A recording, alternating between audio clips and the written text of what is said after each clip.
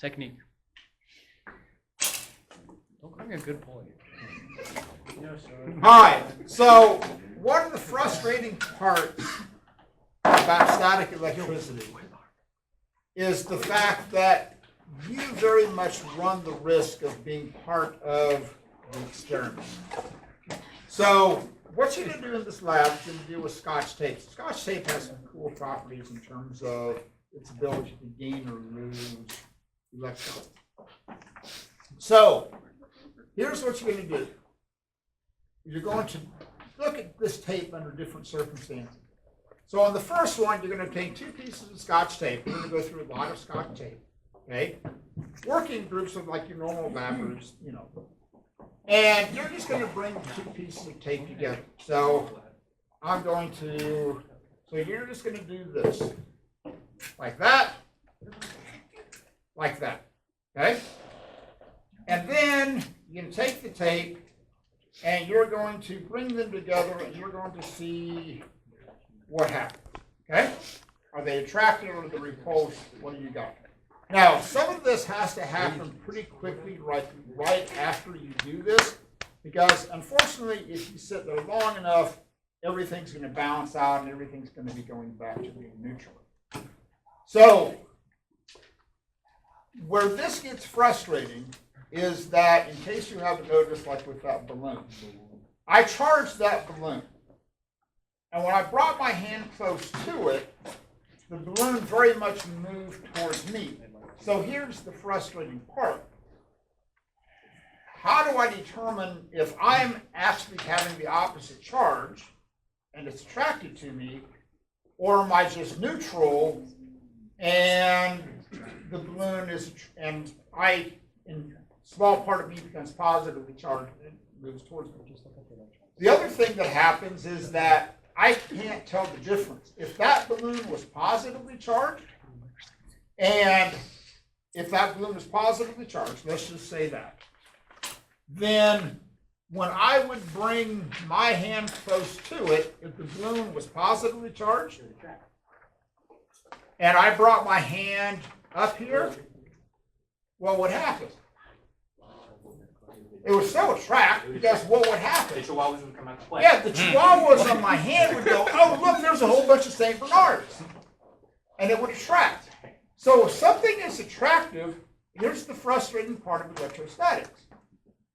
You don't know what it is. You don't know if that's negatively charged. You don't know if it's positively charged.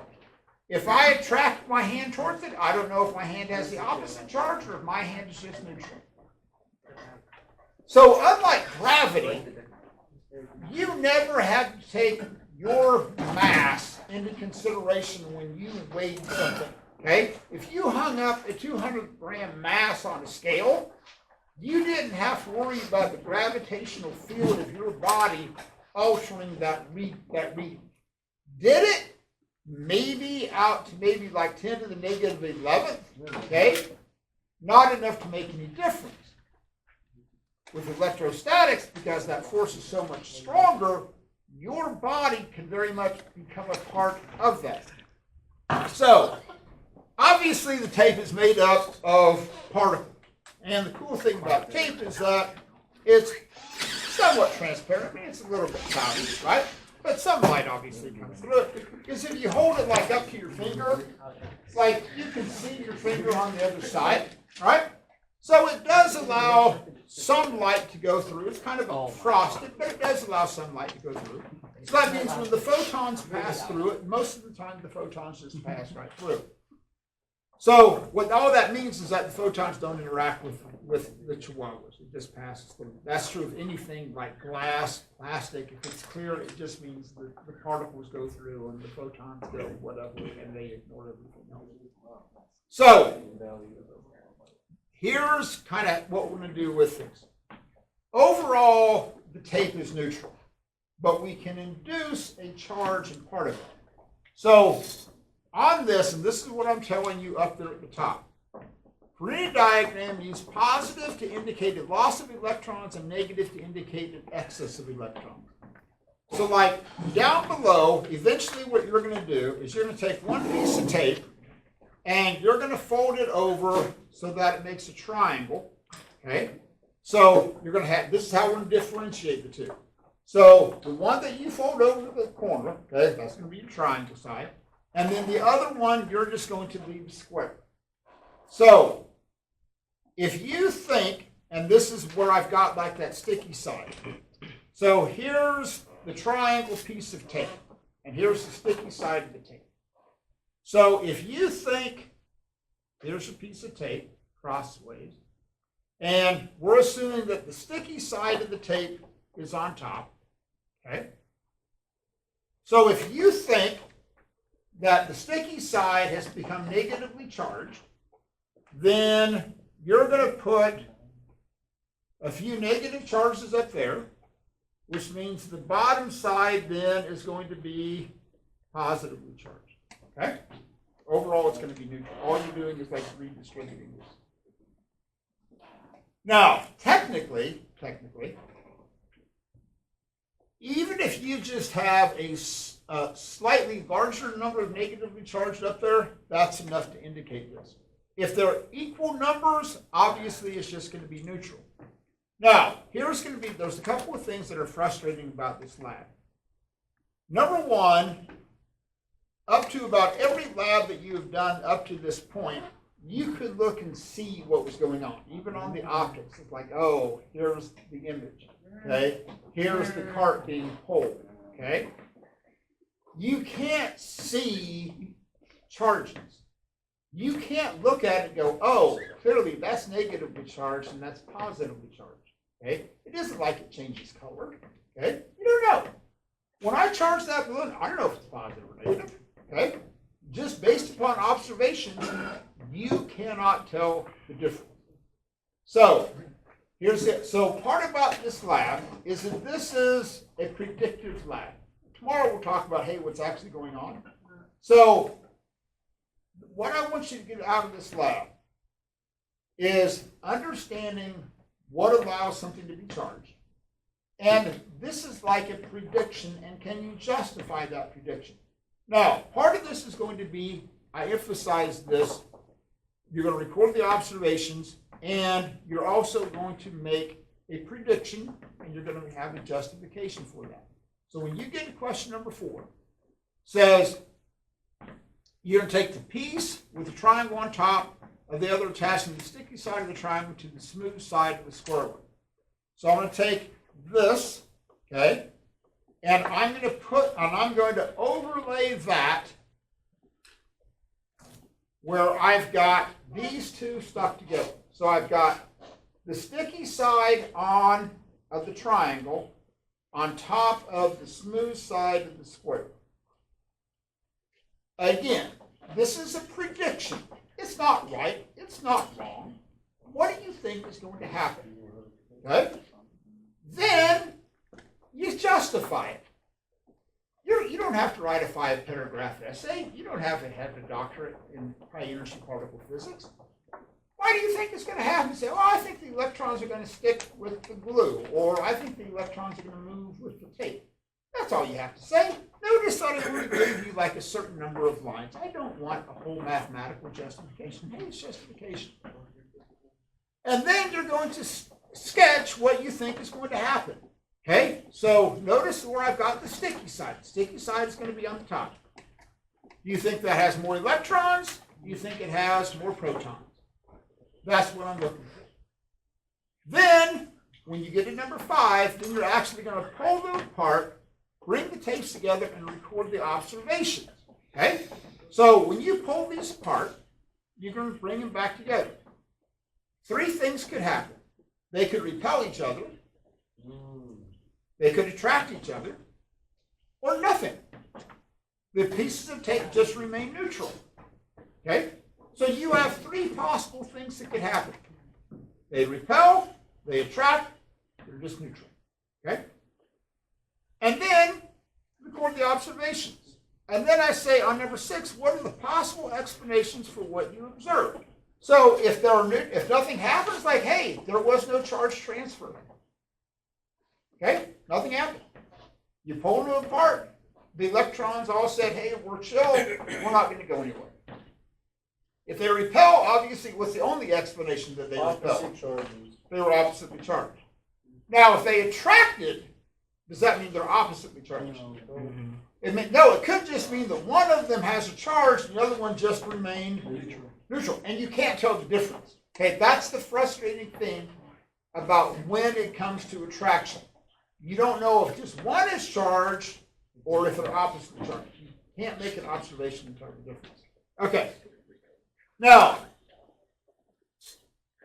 when you get to number 7, use a diagram to indicate one of the explanations from above. So if they repelled, which side do you think is negatively charged? Which side do you think is positively charged? If they attracted, which side do you think is negatively charged? Maybe you think the other one is neutral. I don't know. Now, then when you get to number 8, so you're going to pull these apart, okay? You might even, when you do number 8, if it takes you a while to answer those questions, when you do number 8, I got a lot of tape. What you might even do is like start over, get 2 new pieces of tape, do the same thing, pull them apart, and then see what it does to your hand, okay? Because otherwise, if this wait's too long, everything just becomes neutral and the charge is all balanced out. So when you get down to number 8, and it's been a while, just get 2 new pieces of tape. Make the triangle, boom, redo it, pull them apart. Now, when you get to number 9, this is where you're going to have to time this somewhat with another group. So you're going to take another group, pull them apart. Take the triangles of yours to a triangle of another group. Okay? This isn't, so like Olivia's going to have one, Elliot's going to have another one. Pull them apart, boom, bring the 2 triangles together. Then on number 10, then you're going to take the triangle of one to the square of the other group. Right? So the first thing you're going to do is take the 2 triangles, try and move them together. Then you're going to take the triangle of one, move it to the square of the other one, and see what happens. When you get to number 11, rub the balloon with a blanket, bring each piece of tape near the balloon, and record the observations. Again, this needs to happen pretty quickly. So I'm going to have a balloon back there. You're going to take the blanket, you're going to rub the balloon. Then you're going to pull these apart, and then you're going to take it towards the balloon and see what happens when you bring it to a charged balloon.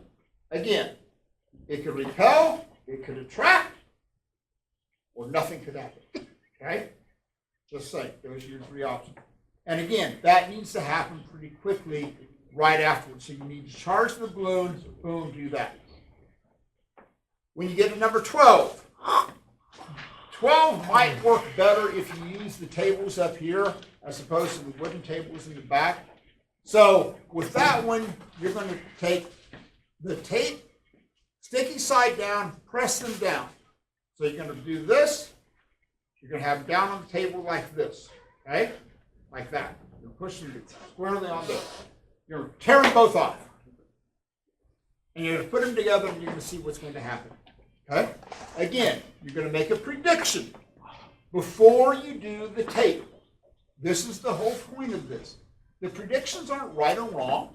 It's a prediction. Welcome to science. Then you actually go, oh, okay, hey, what's actually taking place?